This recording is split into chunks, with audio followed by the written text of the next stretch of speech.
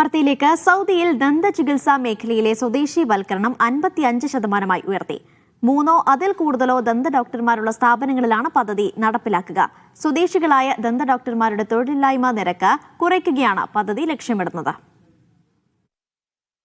സ്വകാര്യ മേഖലയിലെ ഡെന്റൽ സ്ഥാപനങ്ങളിൽ സ്വദേശിവൽക്കരണത്തിന്റെ 2ാം ഘട്ടമാണ് ആരംഭിച്ചത്.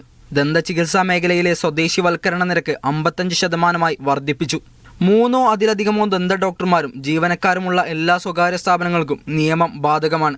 സൗദി ദന്ത ഡോക്ടർമാർക്ക് കുറഞ്ഞ മാസശമ്പളം 9,000 റിയാൽ ഉറപ്പാക്കണമെന്ന് മന്ത്രാലയം നിർദ്ദേശിച്ചു. പ്രൊഫഷണൽ ലൈസൻസ് ഉള്ളവരെ വേണം ജോലിക്ക് നിശ്ചയിക്കാൻ. രാജ്യത്തെ ആരോഗ്യ മേഖലയിൽ സ്വദേശി പ്രാതിനിധ്യം ഉറപ്പാക്കുന്നതിന്റെ ഭാഗമായാണ് പദ്ധതി. മാനവ വിഭവശേഷി സാമൂഹിക വികസന മന്ത്രാലയവും ആരോഗ്യ മന്ത്രാലയവും സംയുക്തമായാണ് പദ്ധതി നടപ്പിലാക്കുന്നത്.